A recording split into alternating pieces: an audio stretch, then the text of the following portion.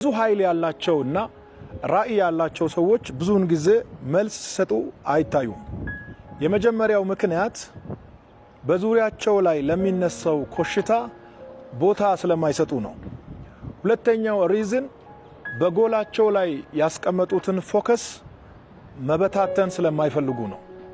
ሶስተኛው ምክንያት ከሚሄዱበት መንገድ ላይ ማንኛውም አይነት ኃይል ሊመልሳቸው እንደማይችል ስለሚተማመኑ ነው። አራተኛው መውረድ ስለማይፈልጉና ቦታው እንደማይመጥናቸው ስለሚያውቁ ነው። አምስተኛው ምክንያት በውስጣቸው ያለውን ኃይል ተጠቅሞ አጸፋዊ ምላሽ የሚሰጡ ከሆነ የሚጠቀሙት ኃይልና ቃል ከጠላቶቻቸው አልፎ ጤናማ ሰዎችን ሊጎዳ ይችላል ብሎ ስለሚያምኑ ነው። ስድስተኛውና የመጨረሻው ሪዝን የማታ ድልና ትንሣኤ እንዳለ ስለሚተማመኑ ነው።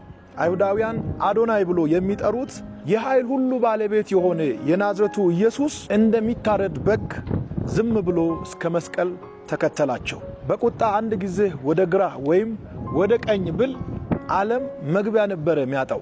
ይህንን ሁሉ ኃይል ይዞ የናዝሬቱ ኢየሱስ ዝም አለ። በጣም አደገኛ ኃይል ያላቸውና ባለ ራዕይ የሆኑ ሰዎች ብዙውን ጊዜ ምላሽ አይሰጡም።